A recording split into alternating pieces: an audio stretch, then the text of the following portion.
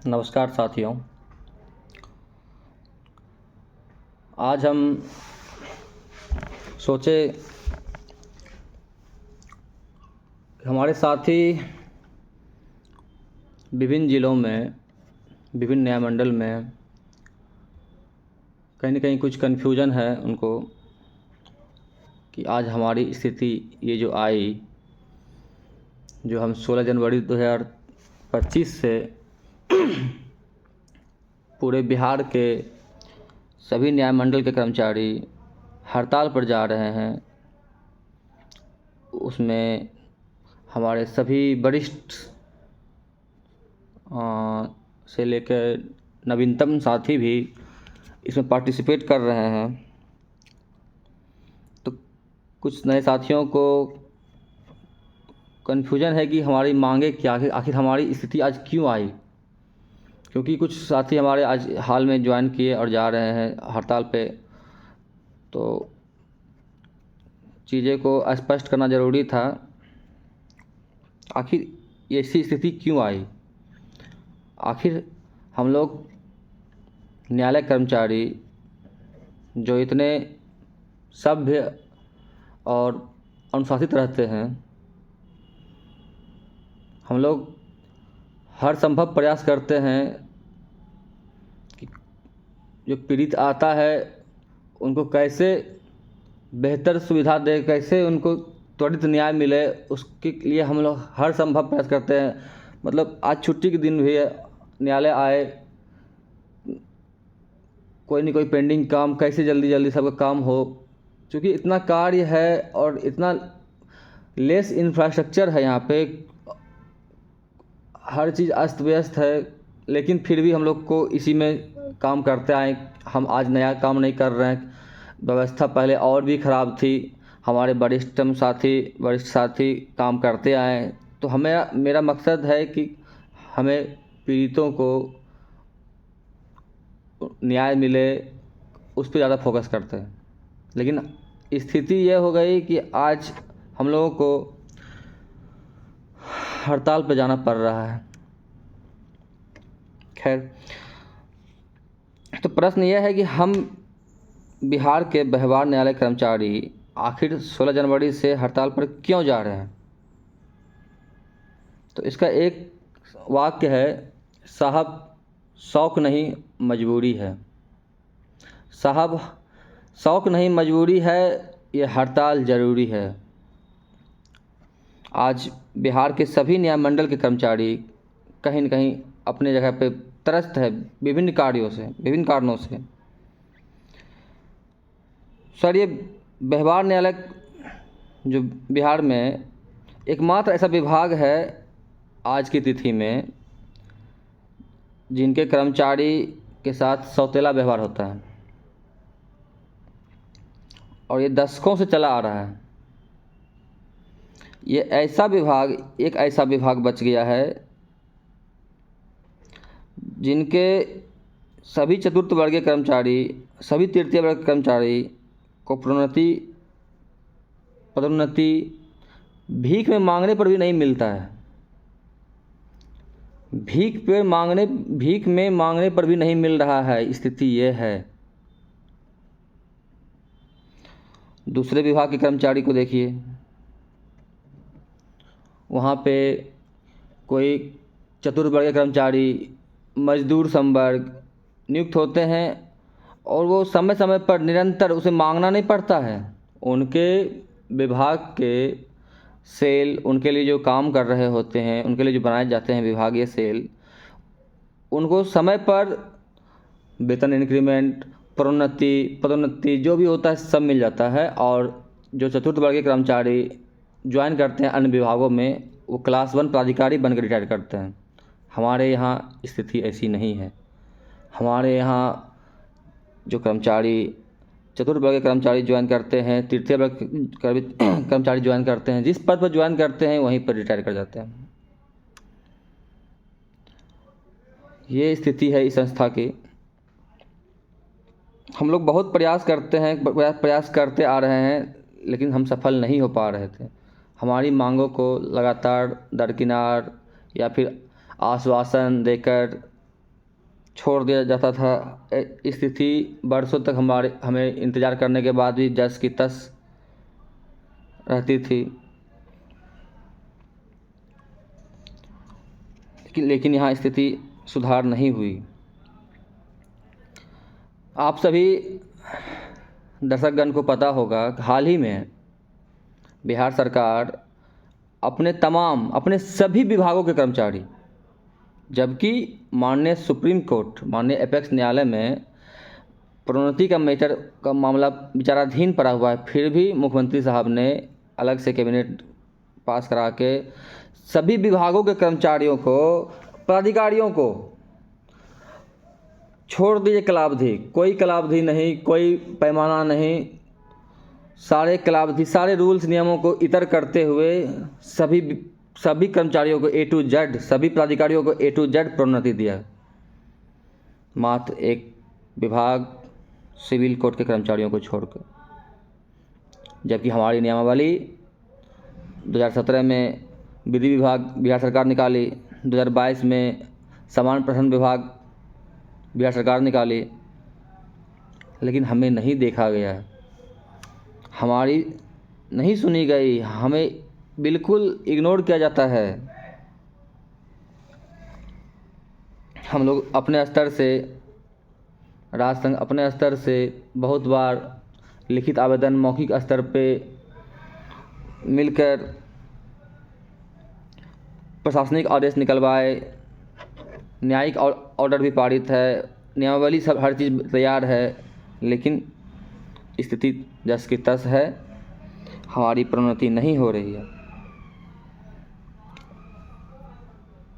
एक convener committee भी बनाई गई इसके लिए, लेकिन सुनवाई जो होनी चाहिए वो बिल्कुल नहीं हो रही है।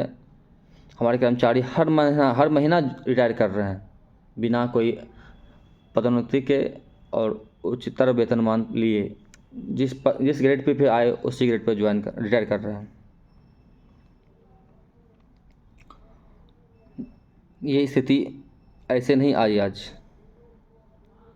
हम तो मैटर बहुत है, हमारे पास बहुत सारे मुद्दाएं हैं जो अन्य विभागों में, अन्य राज्यों में, केंद्रीय विभागों में कर्मचारियों को अपना परिवार का अंग समझते हुए उन्हें विभिन्न तरह के लाभ, पक्ष, सुविधाएं दिया जाता है, लेकिन यहाँ पर कुछ नहीं मिलता। दुर्भाग्य की बात है यहाँ अनुकंपा की। ये भी एक विडंबना ही है इस विभाग की कि भारत में सभी विभाग, बिहार सरकार में सभी विभाग के कर्मचारियों को अनुकंपा पे उनके आश्रितों को 100% नियुक्ति मिलती है। लेकिन आज हम न्यायिक कर्मचारी, अगर हमारी मृत्यु आज हो जाती है तो हमारा सुनने वाला कोई नहीं, हमारा देखने वाला कोई नहीं, हमारा परिवार रोड पे आ जाएगा, क्योंकि सरकार ने पेंशन हमारी पहले ही बंद कर चुकी है। पुरानी पेंशन जो एक सभी कर्मचारी की भविष्य का एक गहना, बुढ़ापे की लाठी, उनका मजबूत कंधा, उसके परिवार रोड पर नहीं आए, किसी तरह आगे बढ़ते रहे, उसे भी बंद कर दिया गया। आज अनुकंपा जो है न्यायालय में 5%, 10% खाली रिक्तियों का कर दिया है। अगर साल में कभी खाली रिक्ति होती है तो उसका 5 से 10% तक हमें मिलेगी, जब पद खाली रहेगी तब। जिस कारण से दशकों से बिहार के लगभग सभी विभागों में, बिहार के लगभग सभी न्यायमंडल में दशकों से कर्मचारी जो है, हमारे स्वर्गवासी भाइयों के आश्रित परिवार बार बार दौड़ रहे हैं, भाग दौड़ कर रहे हैं यहाँ वहाँ, लेकिन उन्हें हमारे साथी, हमारे बड़े साथी मजबूर हैं, कैसे देंगे उनको, मतलब क्योंकि प्रावधान ही नहीं है। 5% में, 10% में पूर्ते नहीं, वो आते नहीं हैं। कहीं कहीं अगर जो एलिजिबल होते हैं तो उनके फाइल जब आगे बढ़ा जाता है नियुक्ति हेतु, तो वो वहीं पर पड़ा हुआ है। स्थिति बहुत गंभीर है। ये हम लोगों के पास आते हैं रोते बिलखते, हम लोग का दिल दहल जाता है कि क्या स्थिति हो रही है। लेकिन क्योंकि ना सिर्फ आज उनके साथ है, सभी कर्मचारी इस चीज़ से, सभी पदाधिकारीगण इस चीज़ से इनडायरेक्ट रूप से डायरेक्ट रूप से जुड़े हुए हैं। कल के दिन किन्हीं के साथ भी ऐसा घटना हो सकता है। लेकिन अगर हम लोग इस पर सहानुभूतिपूर्वक विचार नहीं करते हैं, अनुकंपा 100% लागू नहीं करते हैं, तो हम लोग अल्प वेतन भोगी कर्मचारी हैं, जिसका पूरा परिवार एक वेतन पे आश्रित रहता है। इस महंगाई के दौर में कैसे हम लोग जीते हैं हम लोग जानते हैं। ज़्यादा इस पर विस्तृत चर्चा नहीं करेंगे, लेकिन हम बस स्थिति यही आई कि अनुकंपा 100% लागू होना चाहिए था। राज्य सरकार खुद दे रही है अपने कर्मचारियों को और हमें इग्नोर कर रही है। हम चाहेंगे कि इसे तत्काल प्रभाव से लागू करें। ये सबसे संवेदनशील मुद्दा है, तत्काल प्रभाव से लागू हो। और ये भी लगातार हमारी मांगे रही, लेकिन इसे नहीं किया गया। ये भी एक माध्यम बना हमें आज हड़ताल पर जाने का। तीसरा मुद्दा जो है वो है वेतन पुनरीक्षण का। उस पर जाने से पहले हम हमारे साथियों का कुछ कन्फ्यूजन होता है वो दूर कर दें। कैडर, संवर्ग, लिपिकीय संवर्ग और सहायक संवर्ग। तो हमारे बहुत सारे साथी कन्फ्यूज होते हैं कि लिपिकीय संवर्ग बोला जाता है या लिपिकीय बोला जाता है, उसमें हमको आशुलिपिक नहीं बोला जाता है। बयान साक्षी भाई कन्फ्यूज होते हैं कि हमारा नाम क्यों नहीं लिया जाता है। चूँकि संवर्ग है, हम चाहेंगे कि ऐसा ही हम सभी का नाम ले। अब आगे से प्रयास भी करते हैं, लेकिन एक कन्फ्यूजन दूर कर दें।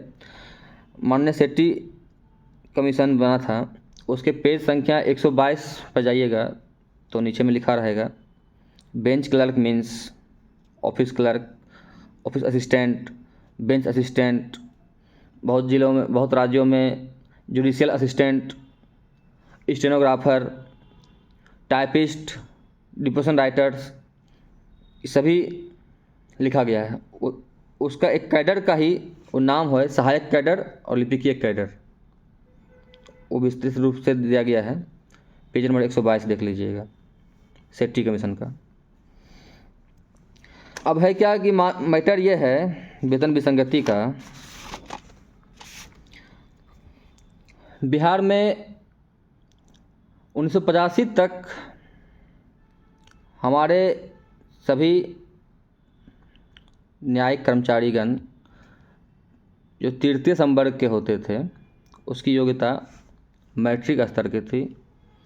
और हमारे न्यायिक कर्मचारी के साथ साथ माननीय न्यायालय के तृतीय संवर्ग के कर्मचारी, जिसे आज सहायक, बाद में, फिर बाद में, उससे पहले रूटीन क्लर्क थे, बाद में सहायक, फिर आज की तिथि में सहायक प्रशाखा पदाधिकारी नाम दे दिया गया।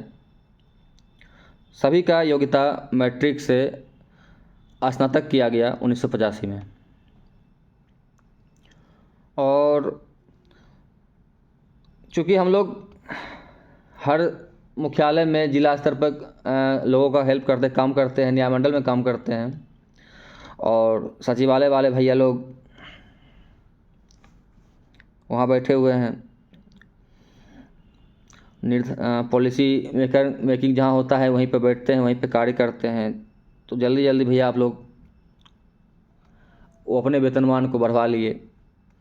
उन्हें स्नातक वेतनमान दे दिया गया और हम लोगों को वहीं छोड़ दिया गया। हमारा योग्यता और हमारी कैडर, हमारी योग्यता मैट्रिक से स्नातक कर दिया गया और हमारी कैडर जो है लिपिकीय संवर्ग से स्नातक संवर्ग कर दिया गया। लेकिन दुर्भाग्यवश वेतनमान का कोई चर्चा नहीं किया गया। वेतन वही जो मैट्रिक स्तर की थी आज दुर्भाग्यपूर्ण ये बोलना पड़ रहा है कि आज 35-40 साल हो रहा है और आज भी मैट्रिक स्तर का वेतनमान मिल रहा है। तो स्थिति यह आई कि हमारी राज्य संघ ने इसके लिए रिप्रेजेंट किया माननीय न्यायालय में 90 के दशक में। तो माननीय न्यायालय इस बात को समझे और चूँकि हम लोग सब साथ चले आ रहे थे तीनों विभाग, तो उन्होंने ये बात समझी कि ऐसी क्या परिस्थिति बन गई जो आप लोगों का यानी उन लोगों का वेतन उनके पदों का अपग्रेड होने के साथ साथ उनकी योग्यता के अपग्रेड होने के साथ साथ वेतन बढ़ गया, लेकिन इनको छोड़ दिया गया, हम न्यायालय कर्मचारियों को छोड़ दिया गया। तो 1991 में पहली बार माननीय न्यायालय हमारे राज्य संघ के रिप्रेजेंटेशन पे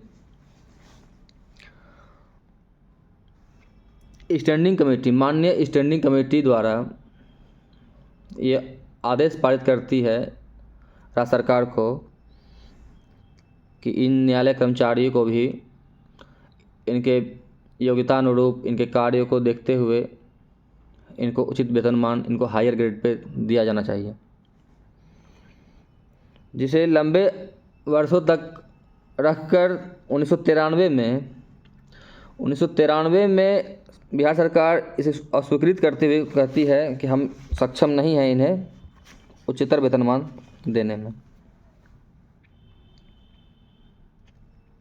जिसका संज्ञान लेते हुए माननीय न्यायालय ने रीट में कन्वर्ट किया, जिसे हम CWJC 5156/1994 रीट कहते हैं, जिसका जजमेंट 1997 में तत्कालिक माननीय न्यायमूर्ति अशोक कुमार गांगुली ने दिया, जिसमें स्पष्ट वर्णित किया कि स्टैंडिंग कमेटी का ऑर्डर जो होता है या रिकमेंडेशन जो होता है वो फुल कोर्ट के रिकमेंडेशन के बराबर होता है, वो फुल कोर्ट के ऑर्डर के बराबर होता है। फिर भी राज्य सरकार उसे इग्नोर की और नहीं मानी, जिसमें आदेश पारित किया गया कि आप जो है इन न्यायालय कर्मचारियों को 3 माह के अंदर उच्चतर वेतनमान देकर इनकी मांगों की पूर्ति करें। राज्य सरकार कहाँ मानने वाली थी, उन्होंने फिर नहीं मानी और मजबूरन बिहार राज्य व्यवहार न्यायालय कर्मचारी संघ के तत्कालिक महासचिव महोदय अवमानना में गए। इस आदेश को नहीं मानने के लाइट में राज्य सरकार के अगेंस्ट में MJC फाइल किया था, लेकिन इस ड्यूरेशन में एक राष्ट्रीय स्तर पर वेतन नियमावली न्यायालय कर्मचारियों के लिए बन रही थी और चूँकि वो पहले जुडिशियल अफसर के हमारे पदाधिकारियों के लिए बन रहे थे और उसका एक बेस था माननीय एपेक्स न्यायालय में, जो कि आज भी लंबित है, आज भी निरंतर कभी न कभी ऑर्डर आती है, उस पर सुनवाई होती है। उस पर वो रीट है सिविल रीट 10/22/1989, जिसका मुख्य उद्देश्य था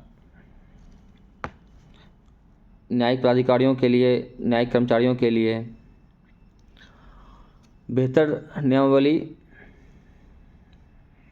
इंफ्रास्ट्रक्चर, जो भी सेवा संबंधी अन्य भत्ताएं, कैडर, विभिन्न प्रकार के कार्य के लिए वो बनाया गया था और उसी के लाइट में, वो रीट के लाइट में ही माननीय सेट्टी आयोग का गठन हुआ था, जो पहले हमारे प्राधिकारीकरण के लिए हुआ था, फिर बाद में हम न्यायालय कर्मचारियों के लिए भी राष्ट्रीय स्तर पर हुई थी।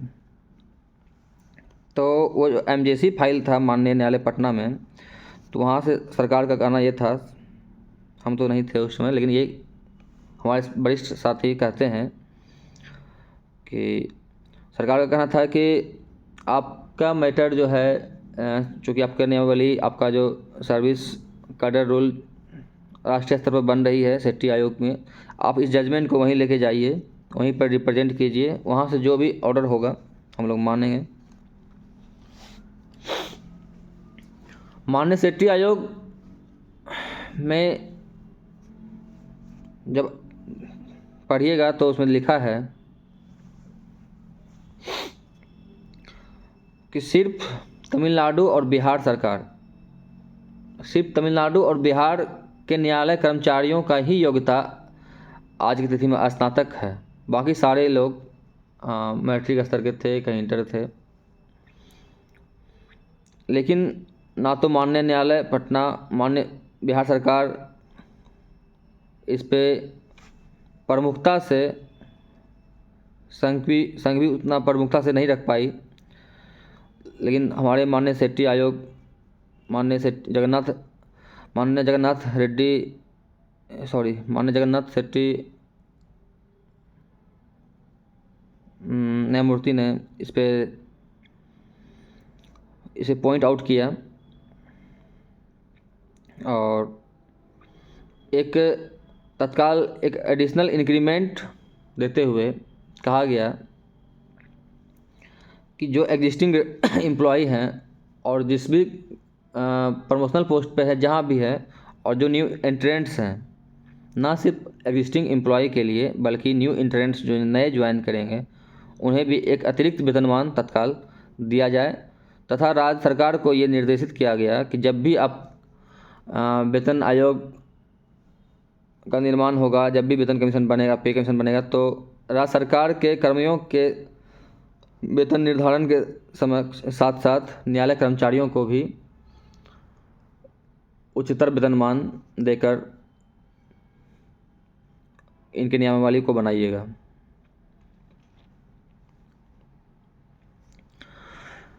एक एडिशनल इंक्रीमेंट तो उस समय एग्जिस्टिंग एम्प्लॉय को दिया गया, लेकिन जब 1/1/6 जब छठे वेतन आयोग आई तो हम न्यायालय कर्मचारियों को छठे वेतन आयोग में छोड़ दिया गया। वहाँ हमें शामिल नहीं किया गया,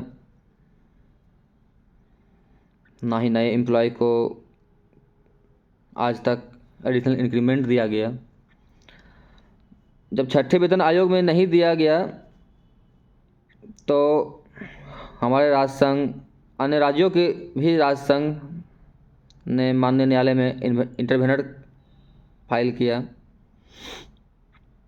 जिसमें 2009 में फिर माननीय अपेक्स न्यायालय ने निर्देश किया राज्य सरकार को कि इन्हें ऐसा नहीं कहा गया था कि आपको 31/12/2005 तक ही देना है सेठी आयोग का लाभ, जब ये भी स्पष्ट बोला गया था कि आपको जो है जब भी वेतन निर्धारण होगा, जब भी पे कमीशन लागू होगा तो न्यायालय कर्मचारियों को भी दिया जाएगा।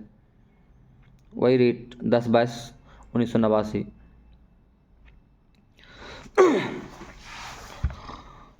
फिर भी राज्य सरकार नहीं मानी तो फिर एक बार फिर से ये ऑर्डर 2015 में आती है और उन्हें बोला जाता है कि अगर आप नहीं दिए हैं अभी तक तो इसे एक उच्चतर वेतनमान देते हुए पे फिक्सेशन कर दीजिए, वेतन निर्धारण कर दीजिए 7th पे के समय में। 7th पे में हम लोग रिप्रेजेंट किए, हमारा संघ रिप्रेजेंट किया, लेकिन यहाँ जब हम लोग ने एक CWJC 5156/1994 का जजमेंट को सबमिट किया 7वें वेतन आयोग के समक्ष, तो उनका यह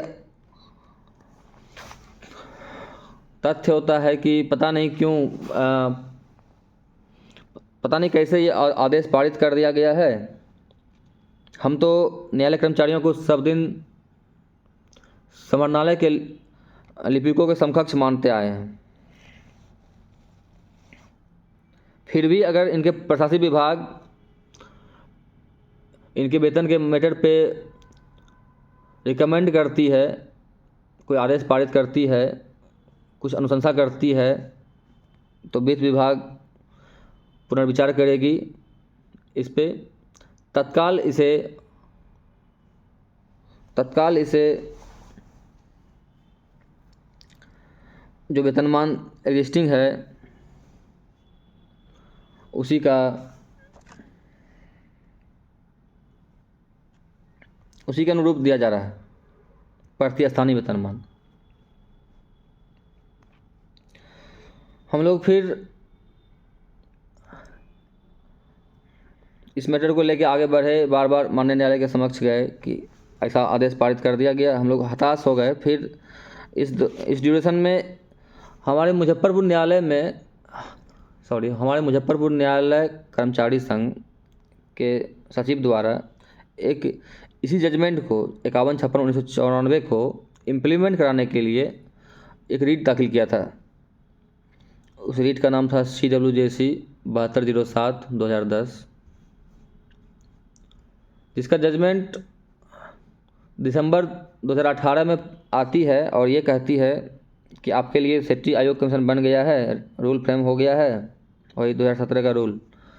तो अभी आपके लिए वही है, स्नातक वेतनमान कुछ नहीं होता है, मतलब नकार दिया गया। लेकिन पता नहीं क्यों जब पूर्व में हमारे कार्यों को, हमारे योग्यताओं के, हमारे लिए वेतनमान, हायर वेतनमान सचिवालय सहायक के इक्विवेलेंट करके दिया गया था जजमेंट, उसके बाद बीच में ऐसा आदेश पारित होता है जिसका फिर हम लोग उस रीट के पिटिशनर उमेश बाबू ने डबल बेंच के समक्ष गया और वहाँ पे LPA 174/2019 दाखिल किया, जिसका जजमेंट 2022 में आता है, अगस्त 2022 में, जिसमें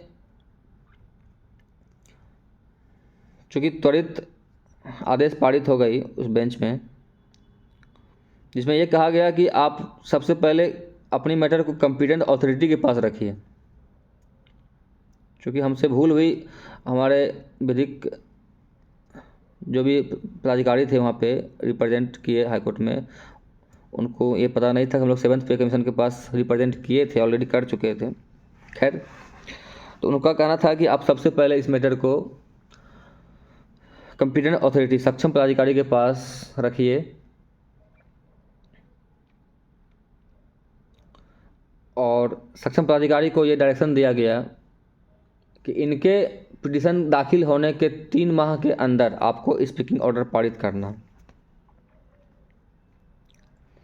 हम लोग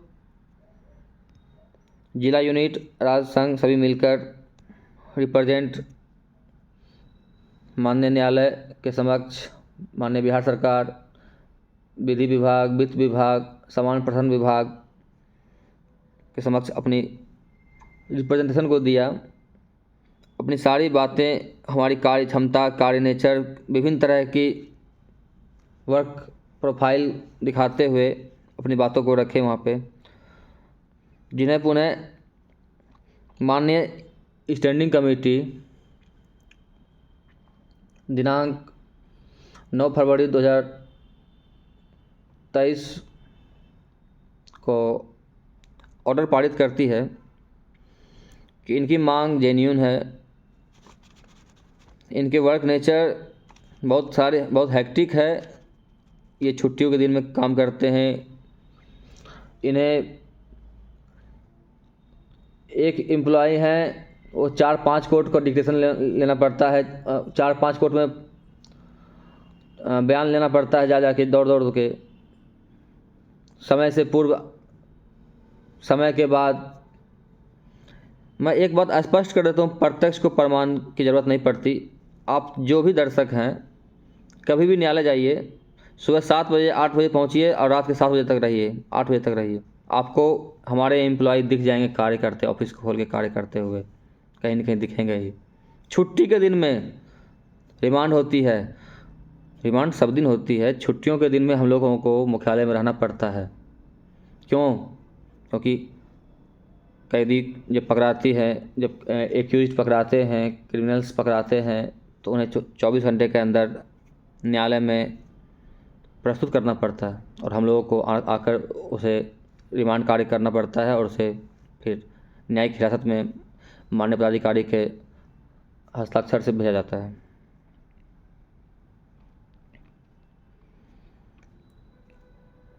सभी चाहते हैं कि छुट्टी का यूज हम अपने परिवार को दें, हम अपने घर जाएं। हम लोग दूसरे ज़िलों से आ के यहाँ दूसरे ज़िलों में काम करते हैं, लेकिन छुट्टी के दिन में रहना पड़ता है।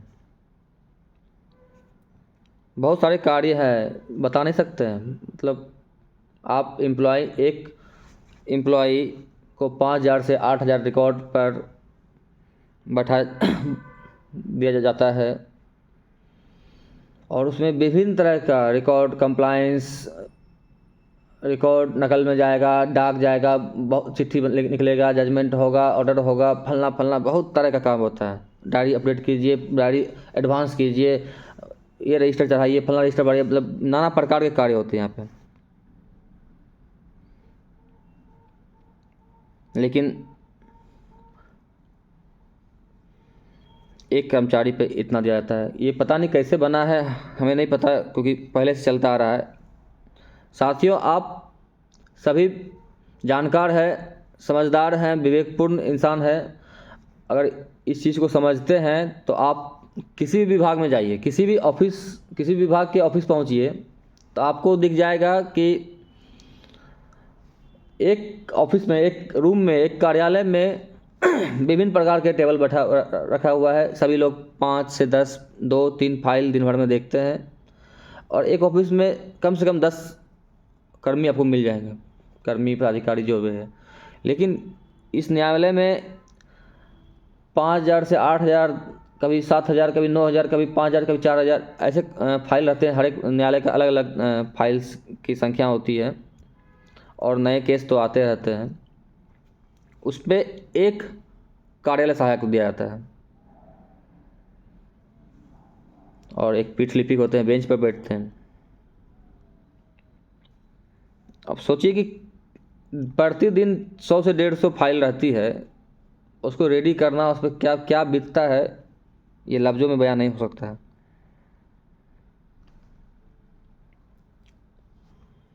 क्योंकि अधीनस्थ न्यायालय है, आपको इंफ्रास्ट्रक्चर मिलेगा नहीं, छोटा मोटा मतलब किसी तरह चलता है। आपको 10 ऑफिस पे, एक ऑफिस पे सिस्टम ख़राब है, वहाँ जाइए, वहाँ दौड़िए, वहाँ प्रिंटर के लिए निकलिए। ये सब बातें हमें नहीं बोलनी चाहिए, लेकिन हम लोग फेस कर रहे हैं। खैर, तो स्थिति ये थी कि जब माननीय स्टैंडिंग कमेटी ने रिकमेंड करके फिर से भेजा, तो बिहार सरकार ने फिर 6 महीना रख लिया उसे। फिर जुलाई में निकालता है कि नहीं, इनको देंगे, न्यायालय कर्मियों को हम वेतन देंगे, तो अन्य विभाग भी, अन्य कर्मी भी फिर रिप्रेजेंट करेंगे, जो कि बिल्कुल बेसलेस है। आप सभी देख रहे हैं कि आए दिन हर कैबिनेट में सभी विभागों का, मैंने पूर्व ही पहले बोल दिया है कि सभी विभागों का बिहार सरकार में कलावधि को साइड रखते हुए, कलावधि से बहुत पहले ही प्रोन्नति दे दिया गया है, और लगातार मानदेय वेतन वृद्धि हो रही है। लेकिन हमसे क्या खपा हो गई साहब? हम न्यायालय कर्मियों से क्या दिक्कत है आपको, जो हमारी मैटर को सुनने के लिए आप लोग रेडी नहीं हैं? पुनः माननीय न्यायालय के पास हम लोग गए, वहाँ से फिर से ऑर्डर आई कि इनको त्वरित इस पर कार्रवाई करते हुए इंस्टेंट प्रभाव से इनका जो है वेतन दिया जाए। फिर 6 महीना रोक लिया गया। फिर वही स्थिति, फिर जनवरी 2024 में, 30 जनवरी 2024 में फिर माननीय न्यायालय ने भेजा सरकार को कि आप ही ने बोला था 7th पे आयोग के समय कि जब इनके प्रशासनिक विभाग रिकमेंड करेगी तो हम जो है न्यायालय कर्मियों को वेतन देंगे, या विचार करेंगे इस पर उच्चतर वेतन देने का। फिर आप लगातार इग्नोर कर रहे हैं। हमने देखा कि लगातार इग्नोरेंस के बाद हमें मजबूरन हमारे राज्य संघ को मार्च 2024 में पहले ब्लैक पट्टी, फिर हड़ताल का घोषणा करना पड़ा 1 जुलाई से, जिसके बाद हमारे माननीय न्यायाधीश महोदय ने हस्तक्षेप किया, इस पे संज्ञान लिया इनको, और हमें आश्वस्त किया कि हम आपके मैटर को बहुत संवेदनशील है और आपकी मांग जेन्युइन है। आपको मांग दिलाने के लिए हम लोग बिल्कुल प्रयासरत हैं और प्रयास कर रहे हैं। उनके सहयोग से हम लोगों का सरकार के समक्ष टेबल मीटिंग हुआ, जहाँ पे हमने सारी बातें रखी, अपनी सारी बातें रखी जो माननीय न्यायालय ने रिकमेंड की, हमारी रिप्रेजेंटेशन की। और साथ साथ यहाँ एक बात बता दें कि इससे पूर्व 1999 में हड़ताल हुई थी, जिसमें बिहार के सभी विभाग के साथ साथ न्यायालय कर्मचारी भी उसमें शामिल थे। वो हड़ताल बिहार राज्य अराजपत्रित कर्मचारी संघ के नेतृत्व में हुआ था, जो लगभग 80-90 दिन चले थे, जिसमें माननीय न्यायालय द्वारा हम न्यायालय कर्मियों को आश्वस्त किया गया कि आप हड़ताल से वापस आइए। इस हड़ताल का जो भी आउटकम होगा उसका इफेक्ट आपके ऊपर भी पड़ेगा, आपको भी मिलेगी। तत्कालिक माननीय न्यायमूर्ति आफ्ताब आलम साहब के नेतृत्व में एक फिटमेंट अपीलेट कमेटी का निर्धारण होता है, गठन होता है, और जिसमें सभी विभागों के प्रतिनिधिगण का हस्ताक्षर होता है। बिहार सरकार के माननीय मुख्यमंत्री साहब का, मुख्य सचिव साहब का हस्ताक्षर होता है, और उसमें एक पैमाना फिक्स किया जाता है कि राज्य में कोई भी स्नातक स्तरीय कर्मचारी का वेतनमान 5th पे कमीशन के अकॉर्डिंग 5,000 से 8,000 जो स्लैब है उससे कम नहीं होगी।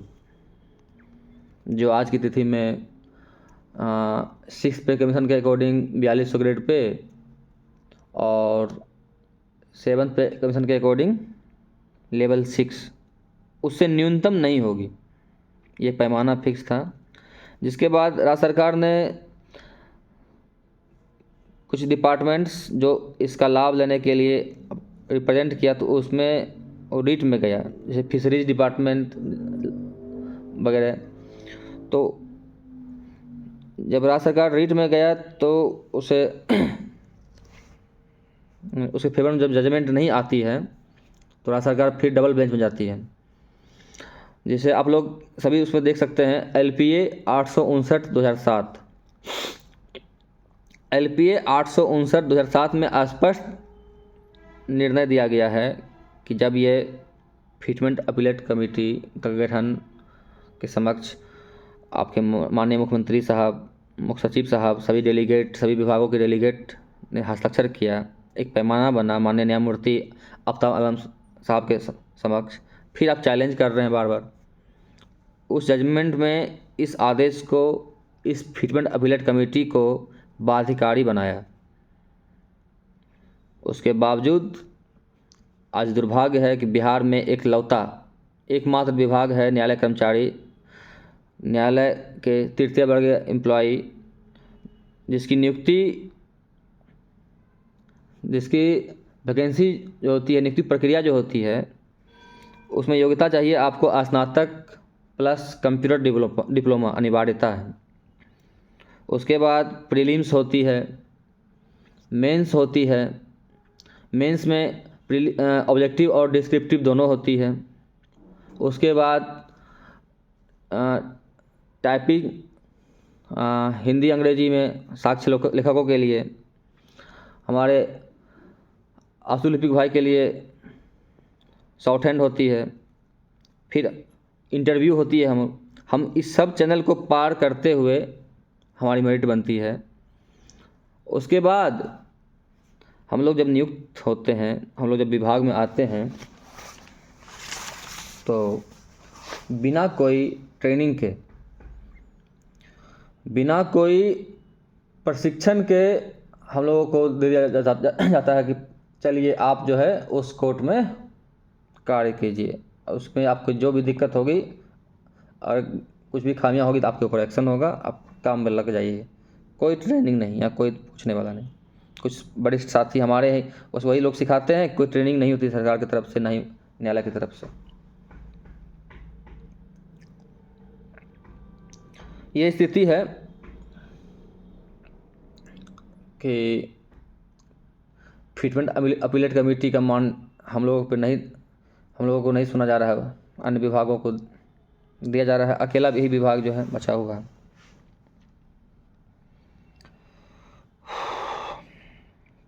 तो फिर स्थिति ऐसी आई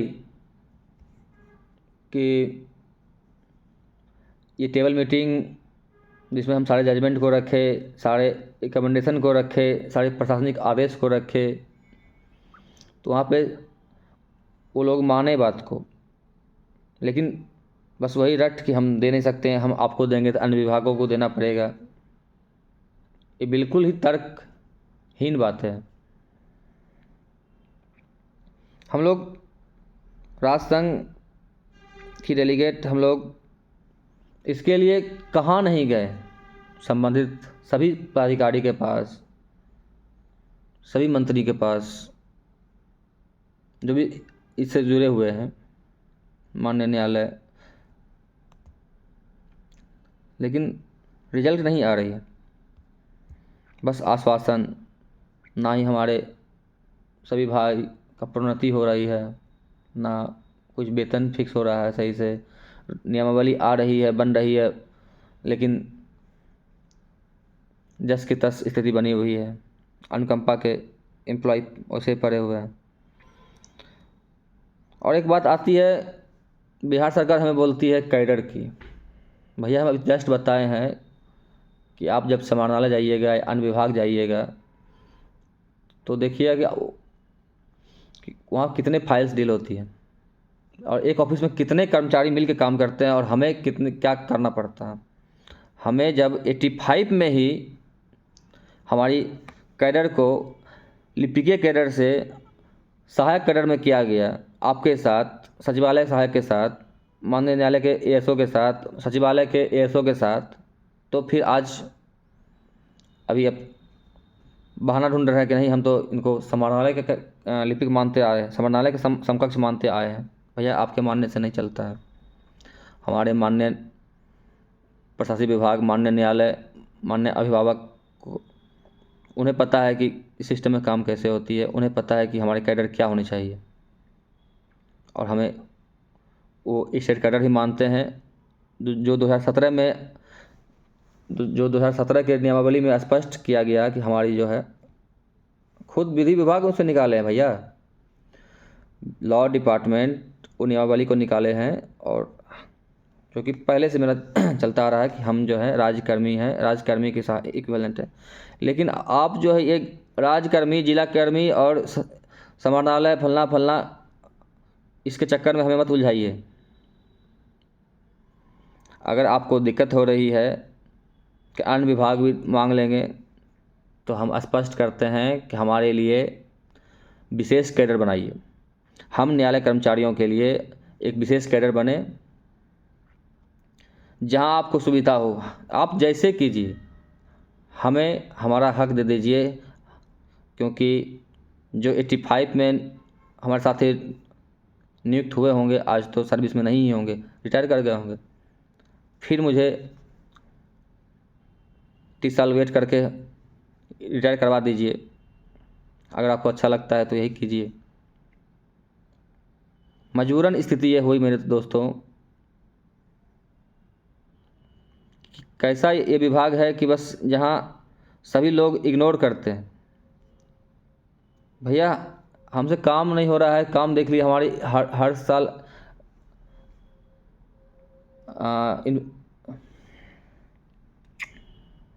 हर साल हमारी सर्वे होती है, इंस्पेक्शन होती है, फिर क्या खता हो गई हमसे? आखिर राज्य सरकार को हमसे क्या दिक्कत है? हम न्यायालय कर्मचारी को क्या, वो क्यों नहीं अपना मानते हैं, या फिर ऐसा क्या परिस्थिति उत्पन्न हो गई आपके सामने, जो हम सिर्फ न्यायालय कर्मचारियों को छोड़ के सभी कर्मचारियों को अपना मानते हैं, उसको सारे प्रोन्नति दे देते हैं, उसे अनुकंपा 100% दे देते हैं, उसको लगातार वेतन वृद्धि कर रहे हैं। और हमारी मांग जो 85 से चलते आ रही है, हम दर दर ठोकर खा रहे हैं। कभी न्यायिक आदेश ला के धरते हैं आपके समक्ष, कभी आपके समक्ष प्रशासनिक आदेश रिकमेंडेशन लाते हैं, लेकिन आप सिरे से खारिज कर देते हैं। परिस्थिति आपने ऐसा कर दिया कि हमें मजबूरन हम सभी न्याय मंडल के कर्मचारियों को त्रस्त होकर हड़ताल पर जाने का बाध्य कर दिया है आप लोगों ने।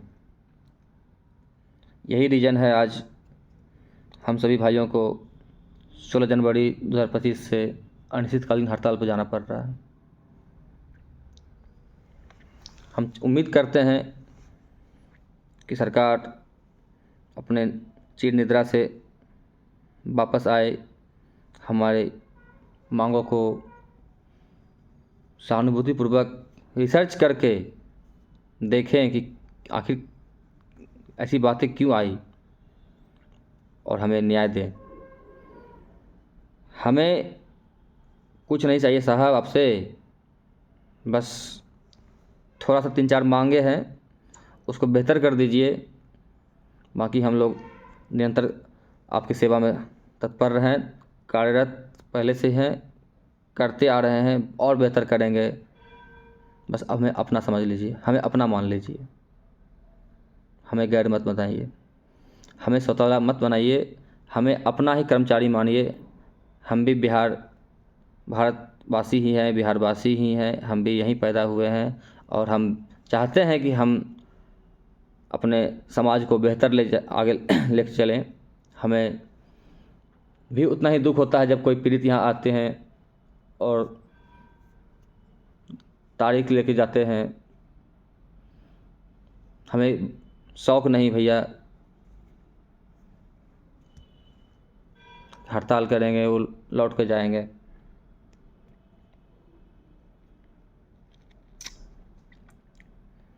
सर निवेदन है, इसे जल्द से जल्द स्वीकार करेंगे और हमें हमारा हक दे दीजिए और फिर बेहतर इन्वायरमेंट क्रिएट कीजिए न्यायालय में। जैसा सुविधा आप अन्य विभागों को दे रहे हैं, अन्य विभाग में बिल्डिंग्स बना रहे हैं, इंफ्रास्ट्रक्चर बेहतर कर रहे हैं, हमारा भी बेहतर कीजिए।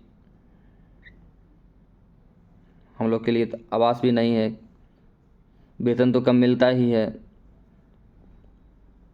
मकान किराया मकान मालिक 7,000 8,000 9,000 से कम कर्मचारियों के लिए देता नहीं है।